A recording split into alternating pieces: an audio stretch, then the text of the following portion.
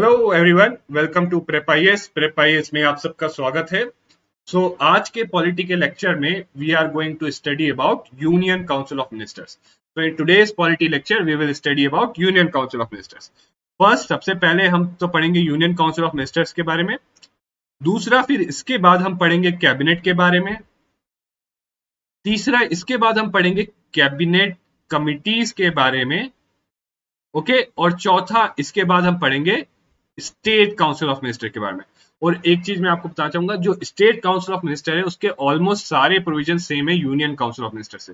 तो इधर हम बस देखेंगे व्हाट आर दी डिफरेंसेस, कि क्या डिफरेंसेस है, क्योंकि क्वेश्चंस इन्हीं पे बनेंगे। सो डिफरेंसेस क्या है स्टेट काउंसिल ऑफ मिनिस्टर्स और यूनियन काउंसिल ऑफ मिनिस्टर्स के बीच में। ओके, अगेन जो लोग हमें अभी ज्वाइन कर रहे हैं या जो लोग पहली बार ये वीडियो देख रहे हैं, I would like to inform them, उनको बताना चाहता हूं that this video is a part of completely free crash course of Prep IAS, जो Prep IAS ने UPSC Prelims 2021 के लिए लॉन्च किया है। And it is a very comprehensive course. Okay, इसमें आपका स्टैटिक पोर्शन और डायनामिक पोर्शन दोनों कवर किया जा रहा है। साथ ही साथ every Sunday you will have doubt clearing sessions. तो अगर आपको इस कोर्स के किसी भी लेक्चर में डाउट है तो डिस्क्रिप्शन बॉक्स में हमने हर लेक्चर के नीचे एक डाउट फॉर्म रखा है। आप अपना वो डाउट उस फॉर्म में डाल सकते हैं और हर संडे को हम वो आपके डाउट्स एड्रेस करेंगे। साथ ही साथ इसमें सीसैट भी इंक्लूडेड है। Okay, CSAT is also included in it and you will also get 5 high quality full length mock test. Okay, और यहाँ पर फैकल्टी की डिटेल्स हैं। अपार्ट फ्रॉम दिस, अगर आपको इससे ज्यादा जो आपको शेड्यूल की जरूरत है इसके या रजिस्ट्रेशन लिंक चाहिए तो आप प्लीज डिस्क्रिप्शन बॉक्स चेक कर सकते हैं। ओके, तो let's begin with our previous year questions first. तो जैसे आप सबका सजेशन था कि हमें प्रीवियस ईयर क्वेश्चंस करने चाहिए, सो अगेन अब हम प्रीवियस ईयर क्वेश्चंस करते हैं। ओके, हम कुछ प्रीवियस ईयर क्वेश्चंस देखेंगे and we will try to understand. देखिए यहाँ पर देखिए, एक तो सिर्फ do not only focus on the question only और उसके आंसर पे, but also focus on understanding that what UPSC is asking, कि UPSC क्या पूछ रहा है and how to approach these types of questions. Okay, so दोनों चीजें ये भी जानना जरूरी है कि UPSC क्या पूछ रहा है और इन क्वेश्चंस को कैसे करना। तो पहला क्वेश्चन हमारा है, which of the following are regarded as main features of rule of law? Okay, so देखिए, ये देखने से पहले तो पहली चीज तो आई होप आपको पता होना चाहिए कि रूल ऑफ लॉ के फीचर्स क्या है और रूल ऑफ लॉ क्या है। इनफैक्ट ये हमने पढ़ा था, राइट। और रूल ऑफ लॉ के 3 फीचर्स थे, राइट। क्या थे वो 3 फीचर्स, प्लीज टेल मी। देखिए यहीं पर देखिए, अगर आपको अभी रूल ऑफ लॉ के 3 फीचर्स याद नहीं आ रहे, मतलब आपने रिवाइज नहीं किया। सो दैट्स व्हाई देखिए, इसीलिए रिवीजन बहुत इंपॉर्टेंट होता है। तो रूल ऑफ लॉ के 3 फीचर क्या है? Supremacy of law, that is no one is above law, right. Equality before law, I think ये तो आप सबको पता होगा, ये आर्टिकल 14 में है। ओके, ये तो बड़ी ही क्लियरली, एटलीस्ट ये वाला फीचर तो आपको पता ही होना चाहिए। Okay, and next is primacy of rights of individual, right.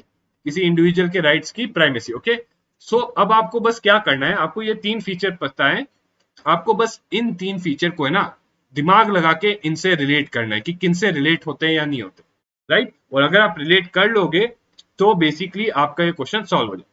तो पहली चीज जो है, जैसे लिमिटेशन ऑफ पावर। तो देखिए, limitation of power relates to supremacy of law.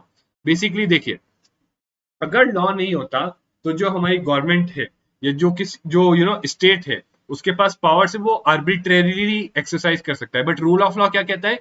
Arbitrarily power exercise नहीं करना है, लॉ इज सुप्रीम, जो भी करना है लॉ के अकॉर्डिंग करना है। So in this way there is, by rule of law there is limitation on power. तो yes, this is a feature.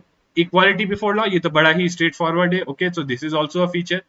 Now people's responsibility to the government. Okay, कि people की रिस्पॉन्सिबिलिटी टू द गवर्नमेंट, तो ये कैसे does it come in a feature, कि क्या ये यहाँ पर आता है? ये रूल ऑफ लॉ में नहीं आता, ये तो आपकी फंडामेंटल ड्यूटी में आता है। ओके, फंडामेंटल ड्यूटीज में आता है। Okay, so it is not a part of rule of law. And lastly, liberty and civil rights. Okay, so liberty और civil rights can directly be related to primacy of rights of individual. So rule of law में liberty और civil rights की भी बात की जाती है, क्योंकि आपको पता है कि जब हमने पढ़ा था तो वी सेड दैट कि जो भी लॉज जो बनते हैं, जो कॉन्स्टिट्यूशन है, इट इज, डाइसी ने कहा था, it is an outcome of primacy of rights of individual. So liberty and civil rights are also a feature of rule of law. Okay, so basically rule of law के feature क्या हुए, 1, 2 and 3। Now fourth क्यों नहीं है, क्योंकि ये जो चीज है ये आपकी फंडामेंटल ड्यूटी में आती है। ओके, और ये कहीं भी डायरेक्टली आप रिलेट नहीं कर पा रहे हो इसको उन 3 फीचर से, सो ये नहीं है। तो आपका आंसर हो जाता है 1, 2 एंड 4। ओके, मूविंग ऑन, ये एक और काफी कॉन्सेप्चुअल क्वेश्चन है। Okay, this is very conceptual question. So basically देखिए, it ask about relationship between law and liberty, कि इन चारों में से कौन सा मोस्ट एप्रोप्रिएट और नाइस रिलेशनशिप है between law and liberty.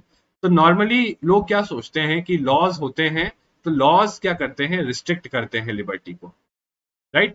Normally किसी की सोच क्या होती है कि लॉज रिस्ट्रिक्ट लिबर्टी, बट अगर आप देखोगे आज की डेट में भी, see there are so many laws, there इतने बहुत सारे लॉज अभी भी हमारी कंट्री में हैं, बट क्या हमारी लिबर्टी रिस्ट्रिक्टेड है, क्या हमारी लिबर्टी जो है to freedom of speech and expression restricted है। अगेन देखिए, यहाँ पर कुछ एब्सोल्यूट नहीं बोल रहे हैं हम सब बोल रहे हैं कि मोस्ट एप्रोप्रिएट। सो ये एक सब्जेक्टिव मैटर है, बट स्टिल आप अपना दिमाग लगाओगे तो आपको क्लियरली आप एक कंक्लूजन पे आ सकते हैं।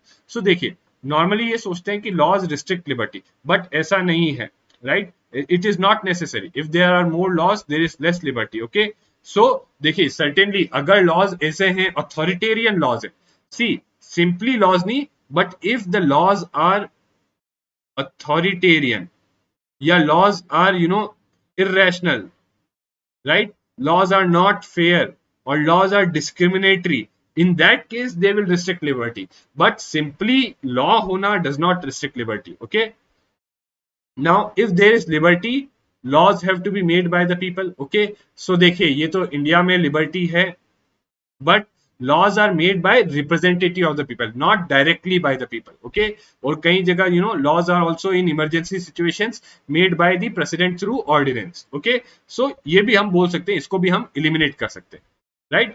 If laws are changed too often, liberty is in danger. Okay, ये भी हो सकता है आप सोचोगे, right. And if there are no laws, there is no liberty.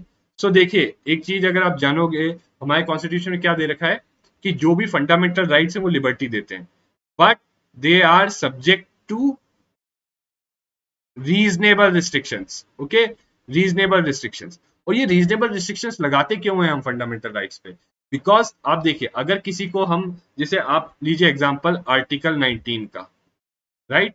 Article 19 में फ्रीडम ऑफ स्पीच है, फ्रीडम ऑफ स्पीच है, बट आप देखते हो कि फ्रीडम ऑफ स्पीच कई है ना, कई लोग मिसयूज कर सकते हैं against the state only, against the state. कैसे, जैसे टेररिस्ट, टेररिस्ट बोले हमारे पास फ्रीडम ऑफ स्पीच है, हम तो अपना प्रोपागंडा करेंगे या रूमर्स फैलाएंगे, तो क्या ये अलाउड होना चाहिए, नहीं, तो ये अलाउड नहीं है। सो दैट्स वाई, इनफैक्ट अगर टेररिज्म मतलब ऐसे फैलेगा तो इट रादर रिस्ट्रिक्ट्स लिबर्टी आपकी। ओके, आपकी लिबर्टी रोकता है, that's why it is subject to reasonable restriction. That's why हमारे पास UAPA, unlawful activities prevention act है, which is a reasonable restriction on freedom of speech. आप समझ रहे हो लॉ और लिबर्टी में relation. So this one is not there. अब अभी मैंने आपको दिखाया, इट इज नॉट नेसेसरी कि more laws to less liberty, right. ये भी मैंने एलिमिनेट कर दिया है। Okay, if laws are changed to often, liberty is in danger. Okay, so अब इन दो में डाउट है, राइट। अब इन दो में आपको मोस्ट एप्रोप्रिएट चूज करना है।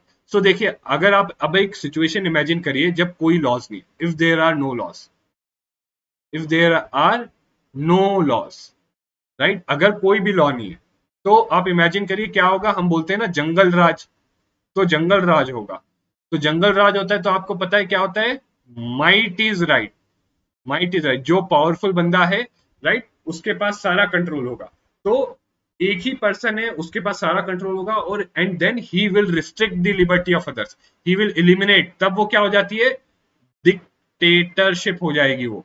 और डिक्टेटरशिप में आप जानते हो लिबर्टी होती है, नहीं होती, there is no liberty. So in this way, this is the most nicest and appropriate relationship between law and liberty. I hope आपको ये लिंकेज समझ में आया होगा कि कैसे हमने अंडरस्टैंड किया कि कैसे if there are no laws there is no liberty. Okay, इस कंक्लूजन पे कैसे पहुंचे। ओके, अगेन ये सब्जेक्टिव है, but still this one is the nicest and most appropriate. Okay, right, क्योंकि यहां पर हम बोल सकते हैं for reasonable restriction for reasonable restriction यहाँ बोल सकते हैं कि देखिए ordinance making power emergency situations में है होती है। ओके, सो अगर लिबर्टी तो ऐसा जरूरी नहीं है कि laws are to be made only by people. Okay, ये कई बार in fact laws are not directly made by people in India. Okay, यहाँ पर हम बोल सकते हैं कि देखिए अब इन दो में डाउट था, राइट। सो देखिए यह it is not necessary that if laws are change too often then liberty is danger, right. कई बार देखिए अब जैसे जैसे सोसाइटी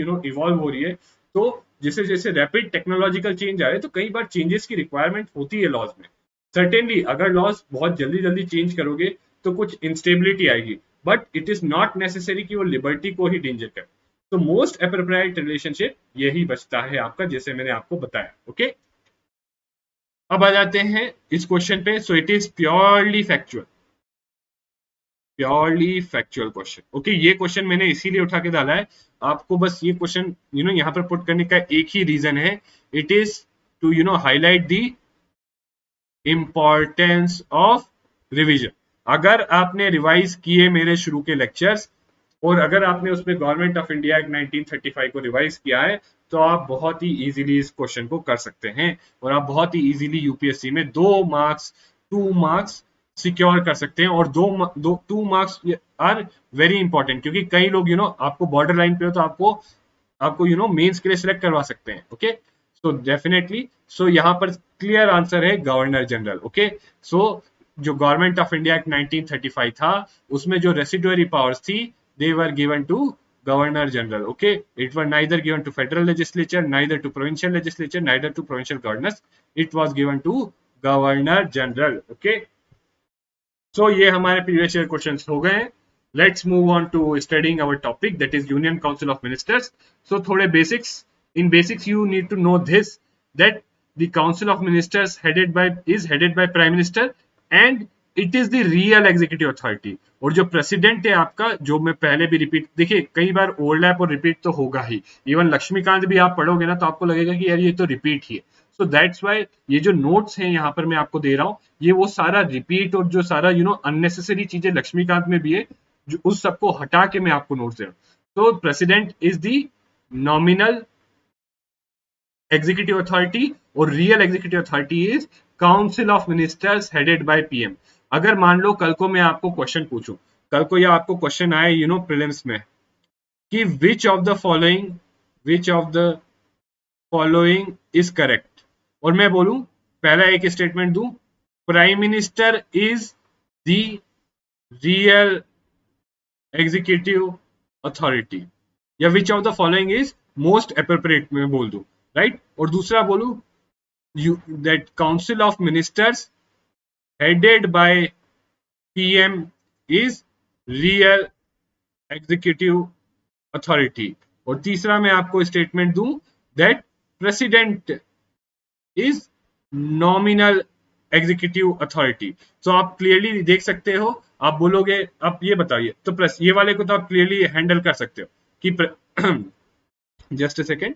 तो पहला स्टेटमेंट था prime minister is real executive authority. Okay, दूसरा स्टेटमेंट है that council of ministers headed by PM is real executive authority. तो अब ये दोनों स्टेटमेंट से मैं बताइए मोस्ट अप्रोप्रिएट कौन सा है, कौन सा मोस्ट अप्रोप्रिएट स्टेटमेंट है, तो वो होगा आपका सेकंड वाला। क्योंकि देखिए ये जो है ये कॉन्स्टिट्यूशन में ऐसे क्लियरली ये मेंशन्ड है, राइट। एग्जीक्यूटिव जो कॉन्स्टिट्यूशन में डिफाइंड है वो ये है, council of ministers headed by prime minister. Okay, so only prime minister नहीं है, so only prime minister is not the real executive authority.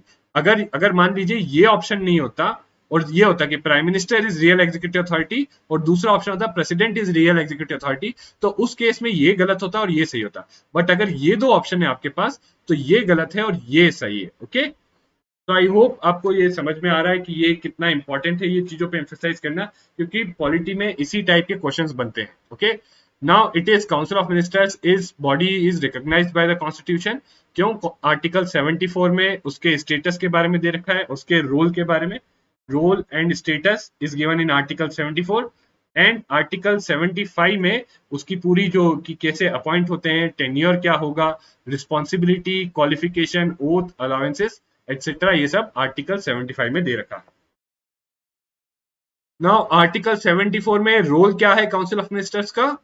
To aid and advise the president. तो देखिए, प्रेसिडेंट के पास सारी एग्जीक्यूटिव पावर्स है, but वो सारी executive powers president exercise कर सकता है on aid and advice of council of ministers. And 42nd constitutional amendment act have made the advice binding, ये आप ऑलरेडी पहले भी पढ़ चुके हैं। और 44th कॉन्स्टिट्यूशनल अमेंडमेंट एक्ट ने प्रेसिडेंट को एम्पावर किया कि president can send back the advice for reconsideration, और अगर वो एडवाइस वापस काउंसिल ऑफ मिनिस्टर्स भेजता है then president has to agree to that advice. Okay, अगला इंपॉर्टेंट क्या है कि any exercise of executive power without aid and advice is unconstitutional and violative of article 7। तो प्रेसिडेंट जो है हमारा, वो विदाउट एड एंड एडवाइस कोई भी एग्जीक्यूटिव पावर एक्सरसाइज नहीं कर सकता। सो दैट्स व्हाई, इसीलिए अगर मान लीजिए there is a concept of care taker government, so इसीलिए ऐसा नहीं हो सकता कि काउंसिल ऑफ मिनिस्टर्स नहीं है और प्रेसिडेंट खुद ही without aid and advice exercise कर रहा है फंक्शन, राइट। अब आप पूछोगे कि कई जगह जो है प्रेसिडेंट के पास डिस्क्रिशन है, राइट। सो प्रेसिडेंट के पास डिस्क्रिशन तो है, बट अगेन वो सिचुएशनल डिस्क्रिशन होता है। सो it is situational discretion, not constitutional discretion. Okay, so constitutional discretion नहीं है, कॉन्स्टिट्यूशन में प्रेसिडेंट के पास कोई भी डिस्क्रिशन नहीं है।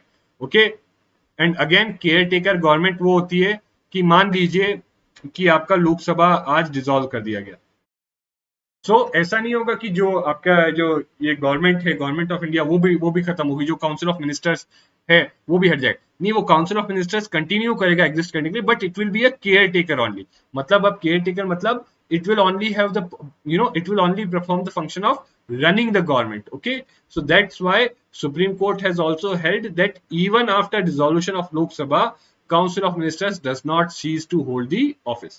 यानी लोकसभा डिसॉल्व होने के बाद भी काउंसिल ऑफ मिनिस्टर्स जो है एग्जिस्ट करता है, but it only exist as a care taker. Okay, उसके पास कोई रियल अथॉरिटी होती है। इसका एक एग्जांपल मैं आपको देता हूं, और ये स्टेट लेजिस्लेचर का एग्जांपल लेके दे रहा हूं क्योंकि दे आर ऑलमोस्ट सेम है। स्टेट और यूनियन का जो है स्टेट और यूनियन का जो ये काउंसिल ऑफ मिनिस्टर्स है, उसके प्रोविजन जो सारे हैं वो सेम है। सो बेसिकली हुआ क्या था, अभी तेलंगाना में 2018 में जो आपका जो चीफ मिनिस्टर था, वो KCR Chandrashekhar Rao, okay, he had what he had done ahead, he had dissolved the state assembly. Okay, he had dissolved the state assembly because जो गवर्नमेंट थी it enjoyed the majority in Telangana, so it recommended, it gave the advice to president, that it recommended to president that you should dissolve the state assembly, or since it is in majority, so it is, sorry, not president, governor, I'm really sorry, governor. Okay, so जो आपका ये तेलंगाना में जो government थी, तेलंगाना में जो state council of ministers थी, right, in 2018 it recommended to governor that you should dissolve the state assembly of the Telangana, and governor को वो फॉलो करना पड़ा। क्यों? क्योंकि इसके पास मेजोरिटी है। अब आप पूछोगे कि ऐसा क्यों करेगा कोई कोई काउंसिल ऑफ मिनिस्टर, कोई जो गवर्नमेंट में पार्टी है, वो ऐसा क्यों करेगी रूलिंग पार्टी? बेसिकली इसलिए कि कई बार it is all about politics. कई बार उनको, जैसे इस केस में इसलिए किया गया था because they wanted to avoid the possibility of clubbing the state polls with Lok Sabha election, क्योंकि अगर ये दोनों क्लब हो जाते तो उनको लग रहा होगा कि उनकी जीतने की पॉसिबिलिटी कम है। So that's why they recommended them. But देखिए इसमें क्या हुआ, देखिए डिसॉल्व तो हो गई, डिस्पाइट डिसॉल्व होने के बाद भी जो है state council of ministers continue, okay, and it continued only as caretaker. So देखिए इसमें एक कंट्रोवर्सी भी रोज हुई थी, अराइज हुई थी कि उन्होंने कुछ इंपॉर्टेंट डिसीजंस लेने की कोशिश की थी, जो state council after dissolution of legislative assembly, जो स्टेट काउंसिल ऑफ मिनिस्टर्स से उन्होंने कुछ इंपॉर्टेंट डिसीजन लेने की कोशिश की थी। But again it was election commission had highlighted कि केयर टेकर गवर्नमेंट जो है it can not take important decisions. तो आई होप आपको ये एग्जांपल भी क्लियर होगा। Okay, and one more thing, जो एडवाइस जो ये मिनिस्टर्स देते हैं प्रेसिडेंट को, it shall not be inquired into by the court. So court में ये कोर्ट में इनके ऊपर इंक्वायरी नहीं हो सकती। It is outside the purview of the court to inquire in the advice given by the ministers. Okay, now 75(1) में appointment of ministers को लेके प्रोविजंस दे रखे हैं। तो first of all, prime minister is appointed by president, और मैंने आपको बताया था जब हमने प्राइम मिनिस्टर पढ़ा था दैट ये अपॉइंटमेंट होता है, this appointment is done on the basis of parliamentary convention, that जो जो पार्टी जिस पार्टी की मेजोरिटी है लोकसभा में उसी से यूजुअली जो है प्राइम मिनिस्टर सिलेक्ट होता है. Okay, and other ministers are appointed by the president on the advice of prime minister. तो पहले प्राइम मिनिस्टर को अपॉइंट कर लिया गया प्रेसिडेंट ने, फिर प्रेसिडेंट ही अपॉइंट करता है दूसरे मिनिस्टर्स को, but he appoints them on the advice of prime minister. Okay, now यहाँ पर मेरा आपके लिए एक क्वेश्चन है जो आप पढ़ भी चुके होंगे. ओके, और देखते हैं कि आप कितना कॉन्सेप्ट समझते हो, कितना दिमाग लगाते हो. Can a person who is not a member of parliament be appointed as ministers? Please answer this. क्या क्या कोई व्यक्ति जो मेंबर ऑफ पार्लियामेंट नहीं है वो मिनिस्टर बन सकता है, वो मंत्री बन सकता है? Can a person who is not a member of parliament be a minister? Okay, please answer this. Right, मैं अब बाकी पॉइंट्स कवर करने के बाद आपको इसका आंसर देता हूं. सो जो प्रेसिडेंट है, he administers ministers the oath of office and secrecy. और जो सैलरी एंड अलाउंसेस है मिनिस्टर्स के, it is determined by the parliament. Okay, also एक डिस्क्वालिफिकेशन है. देखिए कौन कौन ये बहुत इंपॉर्टेंट है, ये इंपॉर्टेंट से अगर कोई if there is a person, if there is a person who is, देखिए इससे पहले मैं इसका भी आंसर देता हूं. सो इसका आंसर है yes. Yes, so a person who is not a member of parliament can also be appointed as minister. But but but condition क्या है? दैट विदिन 6 months, विदिन 6 months he has to, within 6 months उसको क्या करना है? He has to get a seat in parliament. यानी उसको 6 months के अंदर उसको या तो लोकसभा का मेंबर बने या राज्यसभा का मेंबर बने. Okay, and again a member of either house of parliament belonging to any political party who is disqualified on the ground of defection shall also be disqualified to be appointed as minister. यानी कोई MP है, member of parliament है, right, आगे आप पढ़ोगे, अगर वो defection करता है तो डिफेक्शन क्या होता है कि बेसिकली अपनी पॉलिटिकल पार्टी छोड़ के किसी और पॉलिटिकल पार्टी को ज्वाइन करता है. अगेन उसके डिटेल्स में रूल्स क्या है वो आगे पढ़ेंगे हम. तो वो अगर डिफेक्ट करता है तो देन, और वो इस और डिफेक्शन के बेसिस में he is disqualified, then he can also not be minister, not be minister. So देखिए आप क्या इन दोनों प्रोविजंस में कोई रिलेशन निकाल सकते हो? देखिए एक पर्सन, नहीं तो क्या होगा, देखिए कोई भी पर्सन जो who is not an member of parliament can become a minister. Okay, so यहाँ पर क्या है, जो रूलिंग पार्टी वो क्या कर सकती है, किसी को लालच दे सकती है किसी एमपी को, and he could, and that ruling party could say that please you leave your party and come join us and we will make you minister, right? But that's why अगर वो डिफेक्ट करता है तो इसीलिए इस type के inducement को रोकने के लिए that he is also disqualified from being minister also. तो इसलिए किसी को कोई ऐसा इंटाइसमेंट नहीं दे सकती रूलिंग पार्टी या गवर्नमेंट कि आप हमें किसी और पार्टी के एमपी को कि आप हमें ज्वाइन करो आके, हम आपको मिनिस्टर बना देंगे. ताकि आप अगर even if you are disqualified from the parliament, आप मिनिस्टर तो बन सकते हो, बट नो, ये अमेंडमेंट के थ्रू ऐड किया गया है 91st कॉन्स्टिट्यूशनल अमेंडमेंट एक्ट के थ्रू कि अगर वन इज डिस्क्वालिफाइड, कोई MP is disqualified on the grounds of defection, then he is also disqualified to be minister. Okay, again don't worry, इसको आगे हम डिटेल में जब डिफेक्शन के बारे में पढ़ेंगे तब और अच्छे से डिटेल में इसको अंडरस्टैंड कर पाएंगे. नाउ आर्टिकल 88 में दे रखे हैं rights of minister with respect to houses की, क्या कर सकता है वो डिफरेंट हाउसेस में. सो जो मिनिस्टर है he can speak and take part in proceedings of both houses, Lok Sabha and Rajya Sabha. Okay, and joint sitting में भी पार्टिसिपेट कर सकता है, and committee of parliament in which he is member.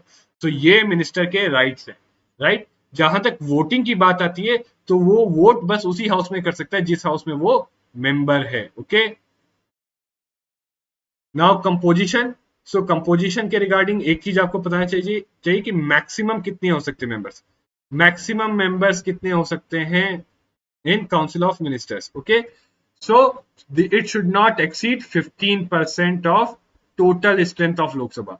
तो maximum members should not exceed 15% of total strength of Lok Sabha. Okay, and also जो जो सारे जो काउंसिल ऑफ मिनिस्टर्स में जो सारे मेंबर्स हैं उनको डिफरेंट कैटेगरीज में डिवाइड कर रखा है.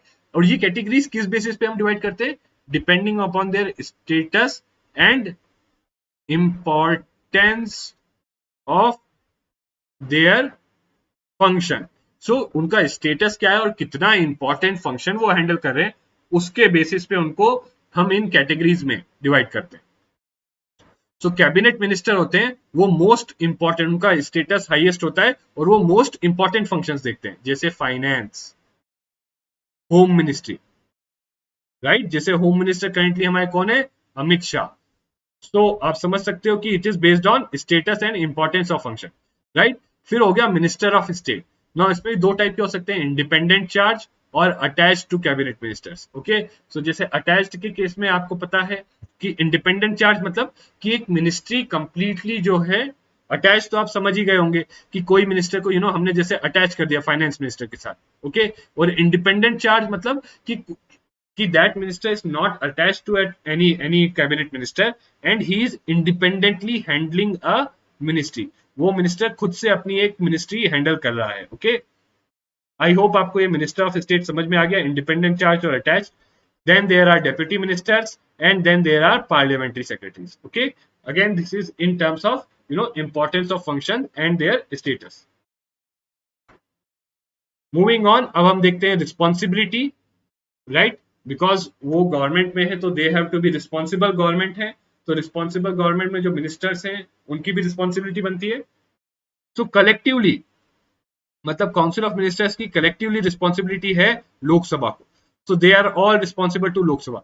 तो अगर गवर्नमेंट का मान लीजिए एजुकेशन में फेलियर है, एजुकेशन के फील्ड में फेलियर है गवर्नमेंट का, सो जो हेल्थ मिनिस्टर है वो ये नहीं कह सकता ये तो एजुकेशन मिनिस्टर की गलती है, ये पूरी गवर्नमेंट की गलती है, पूरी काउंसिल ऑफ मिनिस्टर्स की रिस्पॉन्सिबिलिटी है। ओके, और ऑल्सो सो अगर मान लीजिए कुछ बड़ी ऐसी कुछ चीज होती है, फॉर इंस्टेंस जो ऐसी बड़ी चीज होती है जो किसी एक मिनिस्ट्री से रिलेटेड है but it is a big thing, तो अगर और उसके बेसिस पे अगर नो कॉन्फिडेंस मोशन पास हो जाता है, सो पूरी मिनिस्ट्री को काउंसिल ऑफ मिनिस्टर्स को रिजाइन करना है।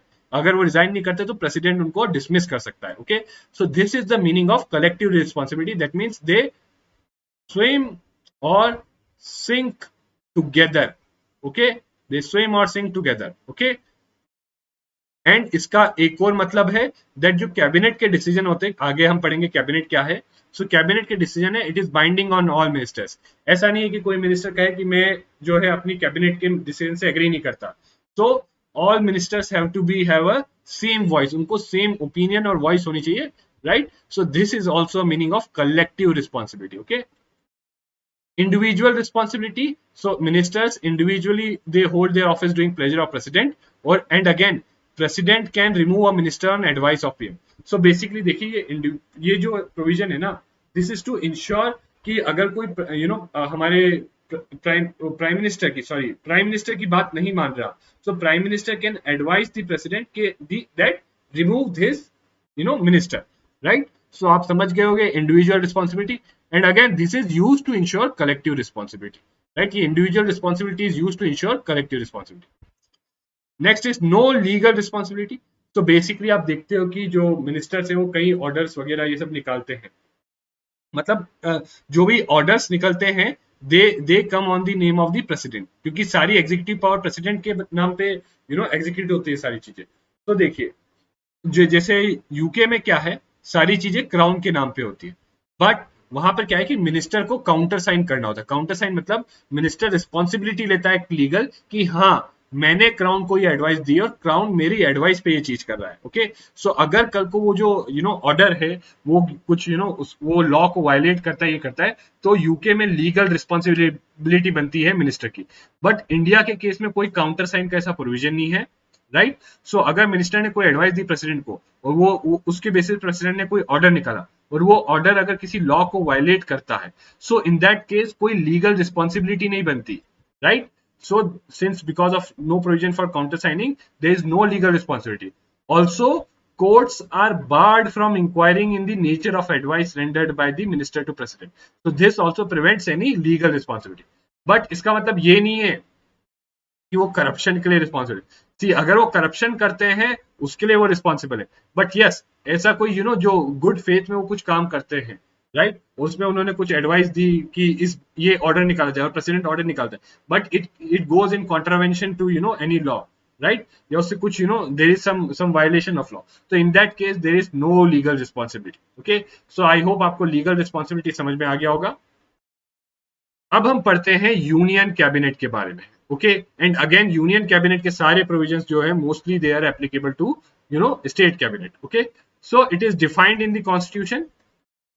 कहा आर्टिकल 352 में after 44th constitutional amendment act. Okay so ये आर्टिकल आपका है 352(3). उसमें है that president shall not issue a proclamation under clause 1. that means जो clause 1 में जो national emergency का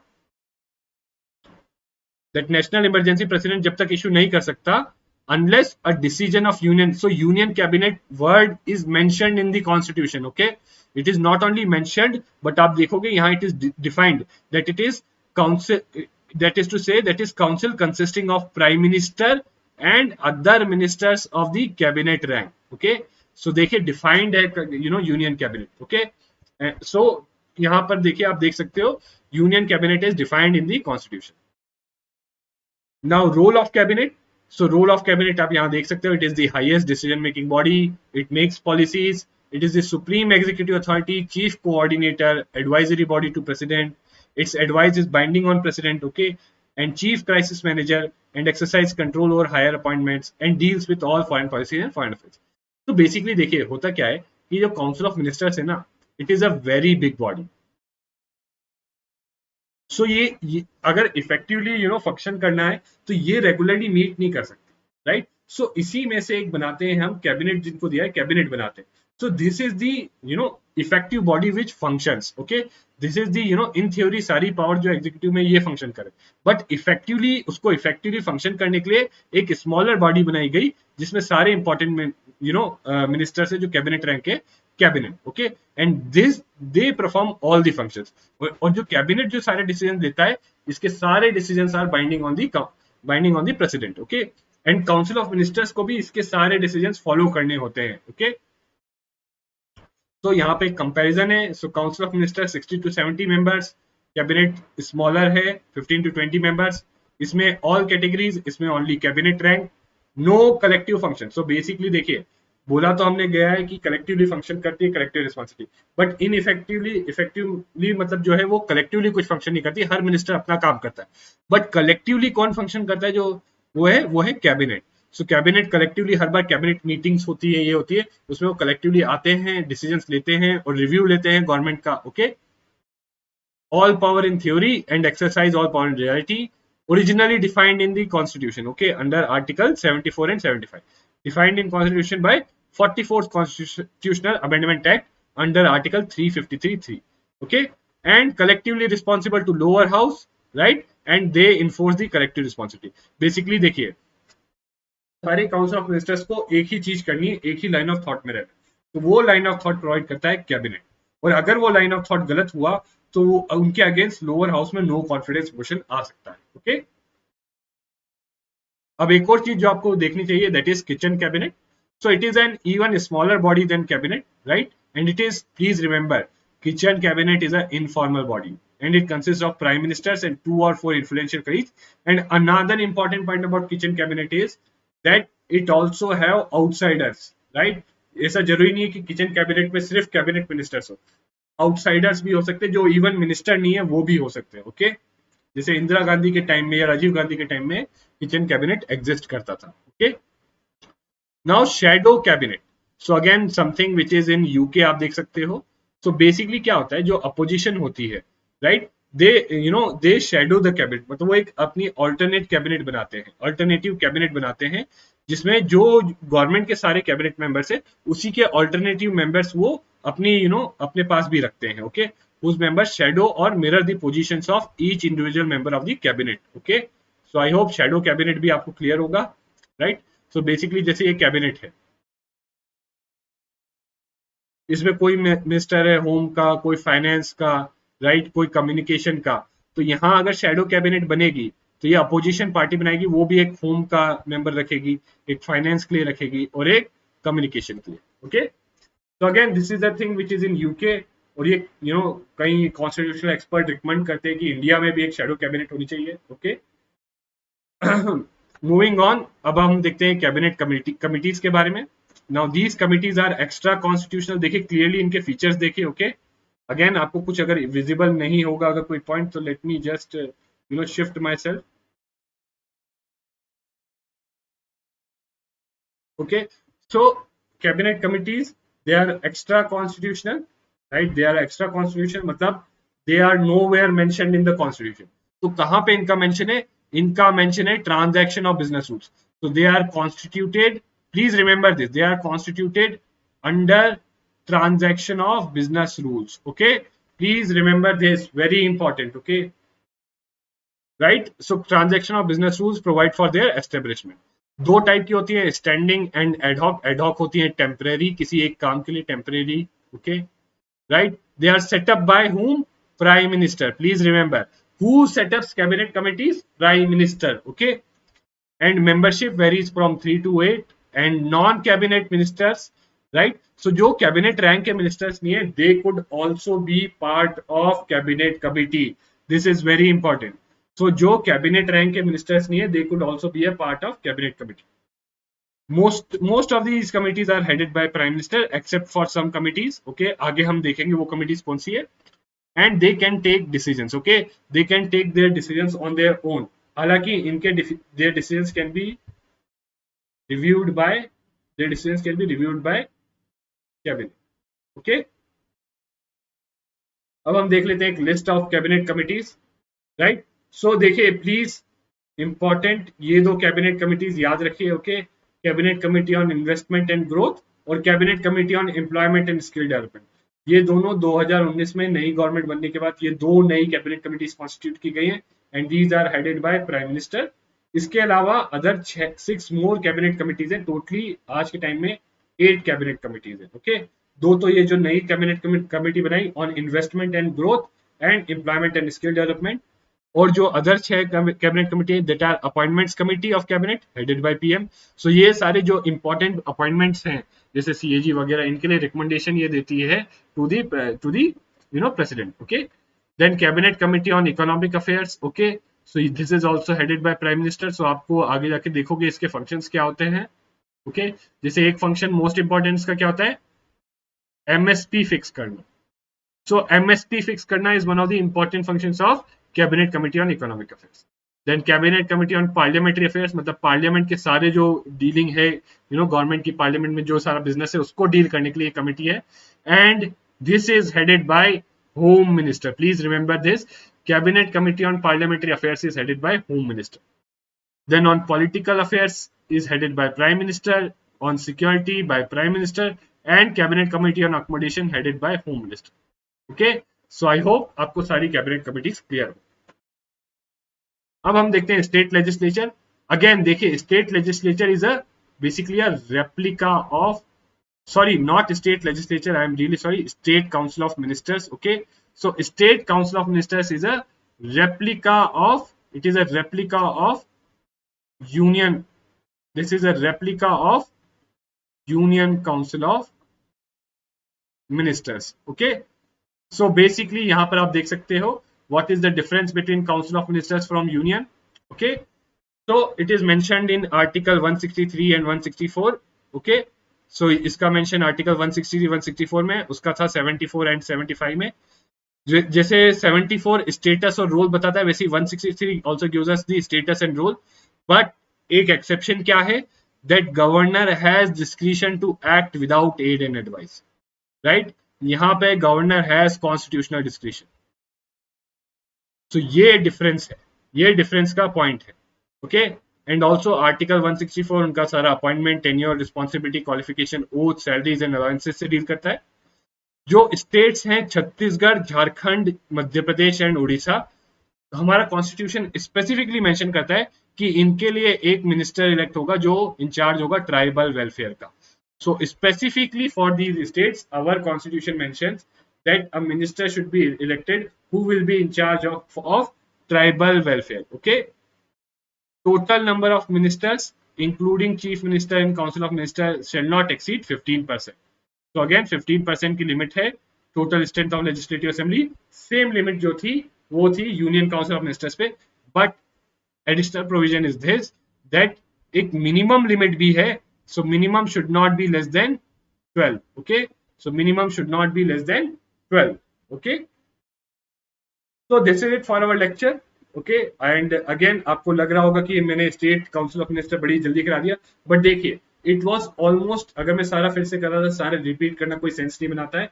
so better and smart way of doing it is कि आप एक्सेप्शंस देख लो, बाकी चीजें आप जो है अगर आएंगी स्टेट काउंसिल ऑफ मिनिस्टर के, तो वो सेम होती है यूनियन काउंसिल ऑफ मिनिस्टर जैसे. Okay, so thank you very much guys and see you again next time with another lecture on politics.